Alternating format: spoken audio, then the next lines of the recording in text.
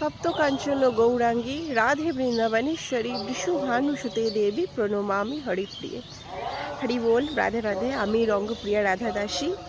কাল সব থেকে পরম শুভ ব্রত রাধা অষ্টমী। কাল আপনারা অবশ্যই দুপুর 12টা পর্যন্ত উপবাস থেকে আপনার রাধা অষ্টমী পালন করুন। আর এই রাধা অষ্টমী হলো অল ইন ওয়ান, মানে যেই ব্রতের মধ্যে সমস্ত কৃপা বর্তমান সেটি হচ্ছে রাধা অষ্টমী। রাধা অষ্টমীর ওপরে কোনো ব্রতই নেই। রাধা অষ্টমীর সর্বশ্রেষ্ঠ ব্রত বৈষ্ণবে এর কৃপা প্রদানকারী, এবং তিনি আনন্দ এবং ভক্তির বর্ষণ করেন বলেই তিনি বরসানে বালি, অর্থাৎ রাধারানী সকলের প্রতি কৃপা এবং ভগবত ভক্তি বর্ষণ করুক, এবং তার প্রতি একটু আমরা যদি ভক্তি করি তিনি রাধারানী আমাদের কৃপা এবং বর্ষণ করেন, কৃপার বৃষ্টি প্রদান করেন। তো কৃষ্ণকে খুশি করা যতটা সহজ তার থেকেও আরও বেশি অধিকতর সহজ হচ্ছে রাধারানীকে খুশি করা। আর যদি আমরা রাধারানীকে খুশি করতে পারি তাহলে গোবিন্দ অবশ্যই আমাদের কৃপা করতে আসবেন, কারণ রাধে যেখানে গোবিন্দ সেখানে।